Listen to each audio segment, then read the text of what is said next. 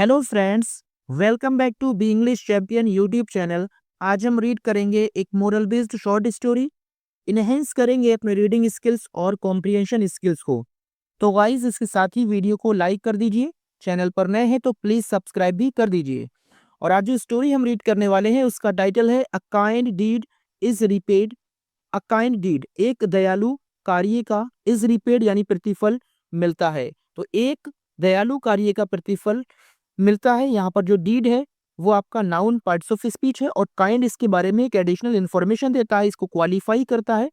तो काइंड एक adjective parts of speech है और नाउन के पहले जब एडजेक्टिव आता है और उसके पहले वाला वर्ड आपका डिटरमाइनर होता है जो कि निश्चित करता है नाउन को, एक दयालु कार्य का। इसके बाद वर्ब की थर्ड फॉर्म है, तो ये प्रेजेंट इंडेफिनिट का पैसिव वॉइस का सेंटेंस है, यानी एक दयालु कार्य का प्रतिफल दिया जाता है या प्रतिफल मिलता है। तो गाइज, इसको हम इस स्टोरी के थ्रू समझेंगे और इस स्टोरी में आपको काफी अच्छी वोकेबुलरी देखने को मिलेगी जो आपके इंग्लिश बोलने और सीखने में काफी हेल्पफुल रहने वाली है। तो दोस्तों, बिना देरी की स्टोरी को हम पढ़ना शुरू करते हैं। Once it so happened that a bee which was flying over a pond fell into the water. Once यानी एक बार, it so happened ये एक फ्रेज है जिसका मतलब होता है ऐसा हुआ। Once यानी एक बार, it so happened ऐसा हुआ, एक बार ऐसा हुआ, that की। अब बी एक मधुमक्खी, विच यानी जो। यहाँ पर जो विच है वो एक रिलेटिव प्रोनाउन है जो कि मधुमक्खी के लिए बोला गया है। एक मधुमक्खी जो वॉज फ्लाइंग उड़ रही थी। वॉज के बाद आईएनजी फॉर्म है, पास्ट कॉन्टिन्यूस का सेंटेंस है, हिंदी अनुवाद रहा था या रही थी से करेंगे। एक मधुमक्खी जो उड़ रही थी, ओवर यानी ऊपर, अपॉन एक तालाब के, फेल यानी गिर गई, इनटू यानी में द वाटर पानी। एक बार ऐसा हुआ कि एक मधुमक्खी जो तालाब के ऊपर उड़ रही थी वो पानी में गिर गई। Its wings got wet and it was not fit to fly after that. तो इट्स विंग्स यानी उसके पंख, गॉट वेट यानी भीग गए, ये आपकी पॉजिटिव वर्ब है। जब गेट का यूज करते हैं या मेक का यूज किया जाता है और उसमें काम जिसके लिए होता है और काम करने वाला और करवाने वाला दोनों अलग अलग होते हैं, तो वो पॉजिटिव वर्ब होता है। तो इट्स विंग्स यानी उसके पंख, पंख उसके थे लेकिन भीग किसी ना किसी परिस्थिति की वजह से गए थे वो, तो उसके पंख गॉट वेट भीग गए। एंड इट वॉज नॉट, और वो नहीं थी, फिट टू फ्लाई का मतलब है उड़ने के योग। आफ्टर दैट उसके बाद में, और वो उसके बाद में उड़ने के योग नहीं थी या नहीं उड़ सकी। The bee thought its death was sure. The bee उस मधुमक्खी ने, थॉट यानी सोचा, ये थिंक की सेकेंड फॉर्म है, उसने सोचा, इट्स डेथ उसकी मौत, वॉज थी यानी श्योर निश्चित थी। तो उस मधुमक्खी ने ये सोचा कि उसकी मौत निश्चित थी यानी उसकी मौत आना तय थी। It would have been drowned if a pigeon up a nearby tree had not seen her. तो ये जो सेंटेंस है ये आपका कंडीशनल सेंटेंस है, इसमें इफ का यूज किया गया है। और इफ वाला जो क्लाउज होता है उसमें शर्त रखी जाती है और दूसरे क्लाउज में उसका रिजल्ट दिया जाता है। तो इट वुड हैव बीन ड्रोन्ड, वो डूब जाती अगर, अ पिजन एक कबूतर, अप यानी ऊपर, अ नियर बाई ट्री यानी पास के पेड़ के ऊपर, हैड नॉट सीन नहीं देखता हर उसको। अगर पास के पेड़ पर बैठा हुआ एक कबूतर उसको नहीं देखता तो वो डूब जाती। जब इफ वाला सेंटेंस हैड से बनाया जाता है तो रिजल्ट वाले सेंटेंस में वुड हैव का यूज करते हैं और पैसिव है तो बीन भी लगा देते हैं, तो वुड हैड बीन यानी वो डूब जाती। तो आगे देखते हैं। When the pigeon saw the bee being drawn, it plucked a leaf from the tree with its beak and threw it near the struggling bee. When यानी जब, द पिजन उस कबूतर ने, सॉ यानी देखा, ये वो आपकी सेकेंड फॉर्म है, फर्स्ट फॉर्म होती है सी। जब कबूतर ने देखा, द बी उस मधुमक्खी को, बीइंग ड्रॉन ये जो इतना आपका फॉर्म है ये पैसिव वॉइस में यानी डूब रहे हुए यानी डूबते हुए। जब कबूतर ने उस मधुमक्खी को डूबते हुए देखा, इट यानी उसने, प्रोनाउन है, किसके लिए बोला है? कबूतर के लिए। उसने प्लग्ड यानी तोड़ा, अ लीफ एक पत्ती को, फ्रॉम द ट्री पेड़ से, विद यानी से एक प्रेपोजिशन है, इट्स बीक अपनी चोंच, तो उसने अपनी चोंच से एक पेड़ से एक पत्ते को तोड़ा, एंड थ्रू और फेंक दिया, इट इसको, ये थ्रू की सेकंड फॉर्म है। नियर यानी पास में। द स्ट्रगलिंग बी का मतलब है संघर्ष करती हुई मधुमक्खी के, यानी जब कबूतर ने उस मधुमक्खी को डूबते हुए देखा तो उसने अपनी चोंच से एक पेड़ से एक पत्ते को तोड़ा और उसको संघर्ष कर रही मधुमक्खी के पास में फेंक दिया। यहाँ पर जो प्लग्ड है वो आपकी वर्ब की सेकंड फॉर्म है, लीफ आपका नाउन है। तो इस तरह से ये आपका सब्जेक्ट वर्ब और ये एक ऑब्जेक्ट का काम कर रहा है। फ्रॉम द ट्री, फ्रॉम एक प्रेपोजिशन है, इसका मतलब होता है से, और जब किसी जगह से कोई चीज़ अलग होती है, उस जगह को वो छोड़ती है, तो से की मीनिंग फ्रॉम आती है। और जब किसी चीज़ का यूज़ करके, किसी निर्जीव चीज़ का यूज़ करके हम कोई काम करते हैं, तो वहाँ से की मीनिंग विद आती है। तो दोनों से की मीनिंग का जो है वो डिफरेंस है अलग-अलग। तो दोनों प्रेपोजिशन है, दोनों का मीनिंग से है, लेकिन यूजेस अलग हैं। थ्रू यानी फेंक दिया, वो आपकी सेकंड फॉर्म है। नियर भी आपका एक प्रेपोजिशन है जिसका मतलब होता है पास में। स्ट्रगलिंग एक एडजेक्टिव पार्ट्स ऑफ स्पीच है और किस रूप में है? पार्टिसिपल फॉर्म में है, क्योंकि जब वर्ब की फर्स्ट फॉर्म में आईएनजी लगी होती है और वो किसी नाउन को क्वालिफाई करता है, उसके बारे में एडिशनल इन्फॉर्मेशन देता है, तो वो आपका एडजेक्टिव पार्ट्स ऑफ स्पीच होता है पार्टिसिपल के फॉर्म में। The bee moved towards the leaf and climbed on to it in a few minutes. The bee उस वो मधुमक्खी, मूव्ड का मतलब है गई या बढ़ी, टूवर्ड्स यानी आगे या तरफ, द लीफ यानी उस पत्ते की, वो मधुमक्खी उस पत्ते की तरफ बढ़ी। ये जो टूवर्ड्स है ये आपका प्रेपोजिशन है।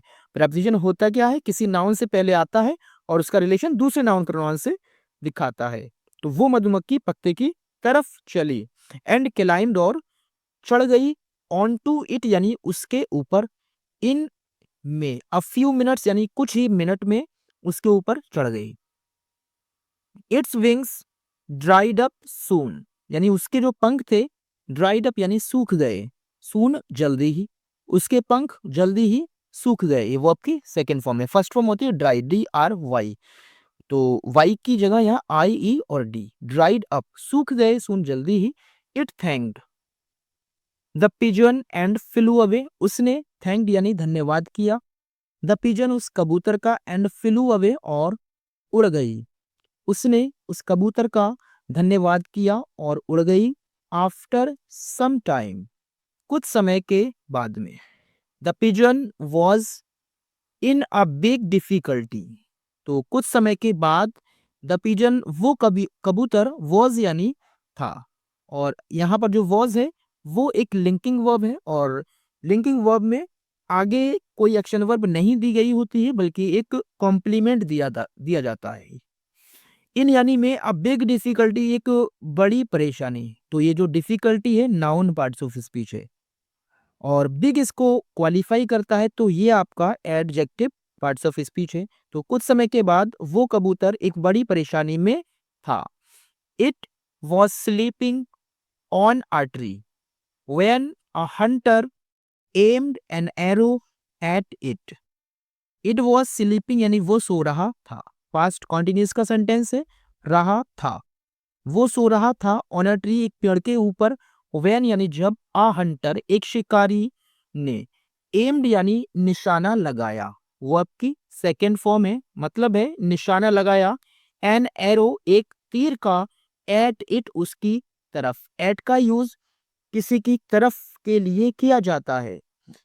तो वो एक पेड़ के ऊपर सो रहा था जब एक शिकारी ने उसकी तरफ या उसके ऊपर एक तीर का निशाना लगाया या एक तीर साधा। The pigeon was not aware of it, but the bee had seen the hunter taking an aim at the pigeon. The pigeon कबूतर वॉज था, नॉट यानी नहीं, अवेयर का मतलब है जागरूक, ऑफ इट यानी इस बात से, कबूतर जागरूक नहीं था यानी कबूतर को ये नहीं पता था, बट लेकिन द बी उस मधुमक्खी ने हैड सीन देख लिया था। हैड के बाद वर्ब की थर्ड फॉर्म है, पास्ट परफेक्ट टेंस का सेंटेंस है। तो उस मधुमक्खी ने देख लिया था, द हंटर उस शिकारी को, टेकिंग एन एम यानी निशाना लगाते हुए। ये जो टेकिंग है ये आपका पार्टिसिपल है जो कि क्वालिफाई करता है, एडिशनल इंफॉर्मेशन देता है किसके बारे में, हंटर के बारे में। तो इस तरह से ये एडजेक्टिव फॉर्म में आपका प्रेजेंट पार्टिसिपल है, यानी उस शिकारी को निशाना लगाते हुए देखा। एट यानी तरफ, द पिजन कबूतर की, एट एक प्रेपोजिशन है। कबूतर उस बात से जागरूक नहीं था लेकिन उस मधुमक्खी ने उस शिकारी को कबूतर की तरफ निशाना लगाते हुए देख लिया था। It at once flew and came near the hunter and stung on his hand. It यानी वह, एडवांस एक एडवर्ब पार्ट्स ऑफ स्पीच है जो टाइम को दिखाता है। हिंदी अनुवाद है इसका तुरंत। वो तुरंत फ्लू यानी उड़कर गई, एंड केम और आई, नियर यानी पास में, द हंटर शिकारी के, एंड स्टंग और डंक मार दिया। फर्स्ट फॉर्म होती है स्टिंग, सेकंड फॉर्म है स्टंग, डंक मार दिया, ऑन हिज हैंड यानी उसके हाथ के ऊपर। वो तुरंत उड़ी और उस शिकारी के पास आई और उसके हाथ पर डंक मार दिया। The hunter shrieked and whipped his hand in pain। The hunter वो शिकारी, श्रिक्ड का मतलब है चिल्ला उठा या चीखा, एंड whipped और झटका, हिज हैंड अपने हाथ को, इन पेन यानी तकलीफ में या दर्द में। तो यहाँ पर जो श्रीड है वो आपकी सेकंड फॉर्म और विप्ड भी वो आपकी सेकंड फॉर्म है। पेन आपका नाउन पार्ट्स ऑफ स्पीच है जिसका मतलब होता है दर्द या तकलीफ। तो वो शिकारी चीखा और दर्द में अपने हाथ को झटका। हिज एम वॉज स्पॉइल्ड, उसका निशाना वॉज स्पॉइल्ड यानी ये वॉज के बाद वर्ब की थर्ड फॉर्म है, पास्ट इंडेफिनिट का पैसिव वॉइस का सेंटेंस है।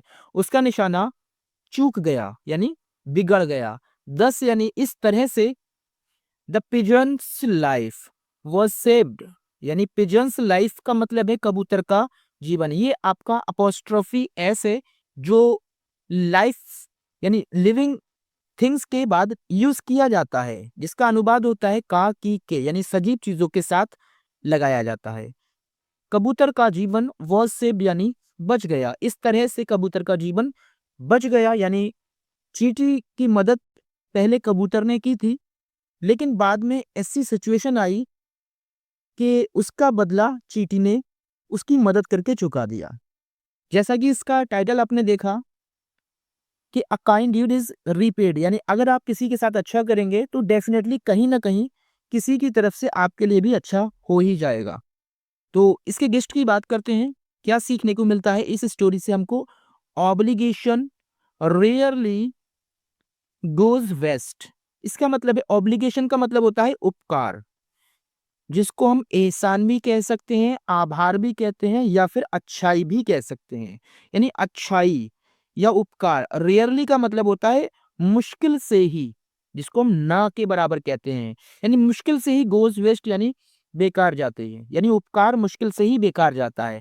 मतलब आप अगर किसी के साथ किसी के लिए ऊपर उपकार करेंगे, उसका भला करेंगे तो वो बेकार नहीं जाता है।